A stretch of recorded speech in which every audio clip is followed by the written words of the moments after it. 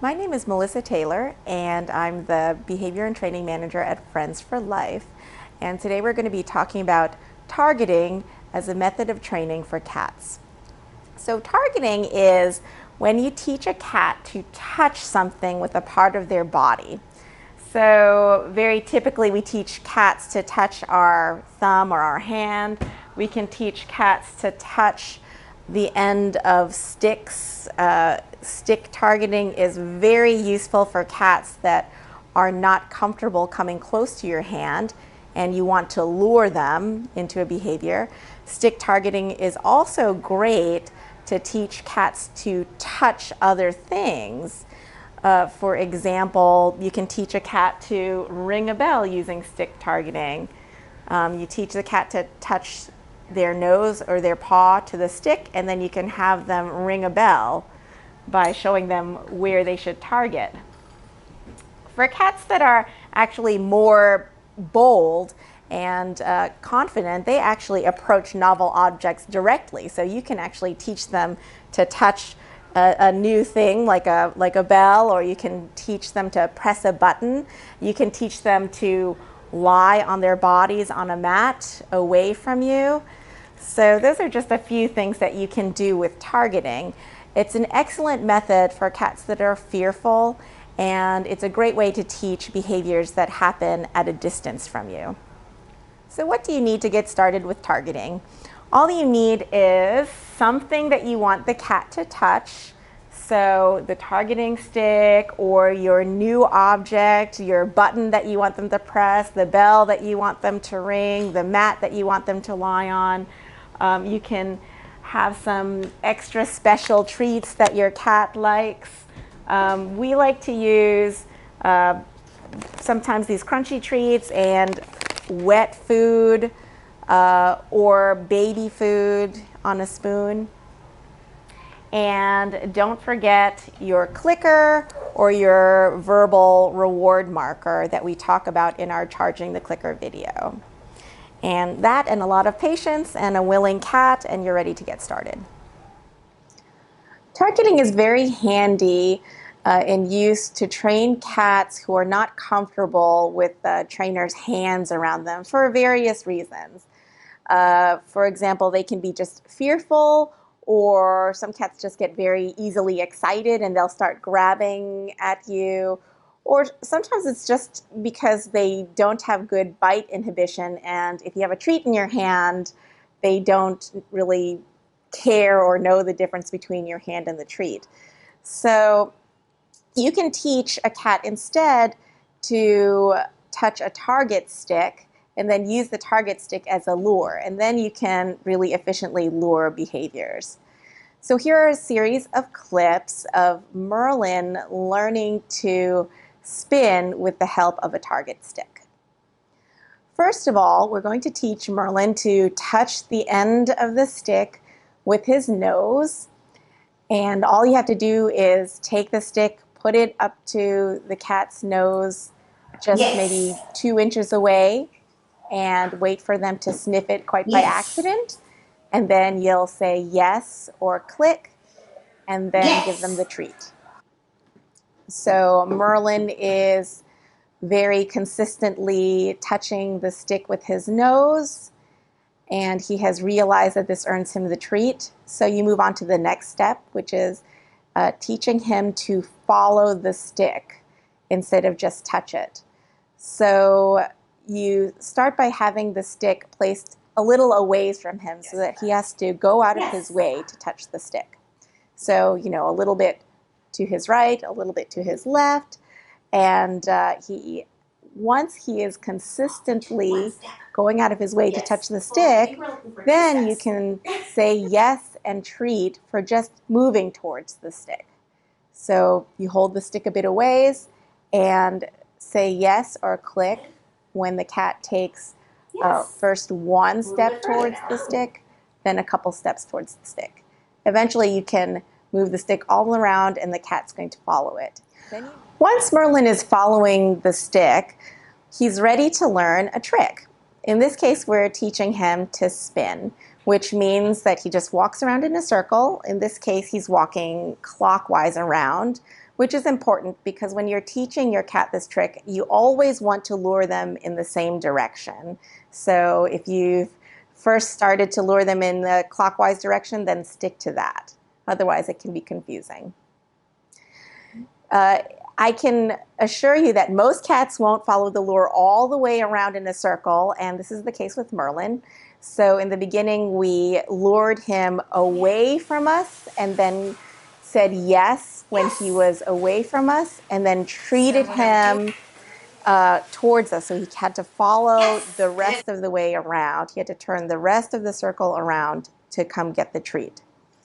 So we clicked him for following the stick away from us, and then we treated him for completing the circle towards us.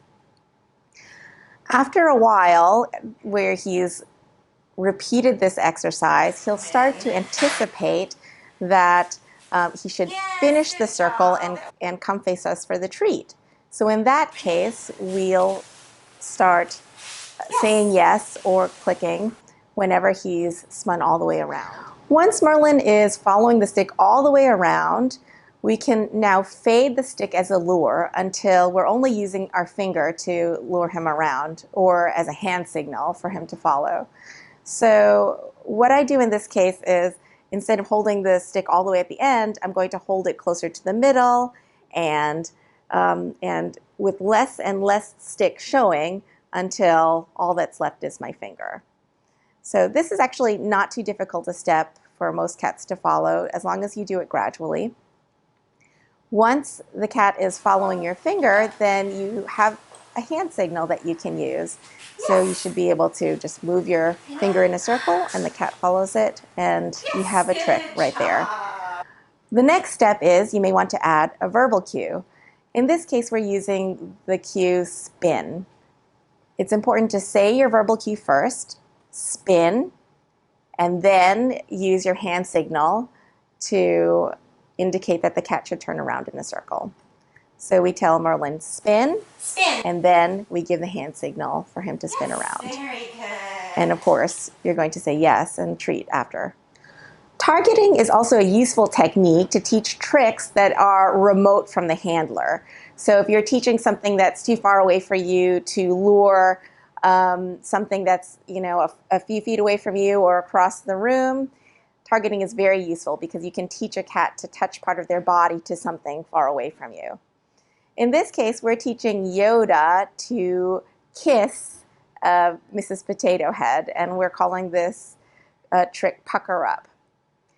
It's not too difficult to teach. It's actually much, much more simple than using a target stick as a lure, because all you have to do is reward the cat for touching this novel object. The key to teaching direct targeting is by keeping that object novel.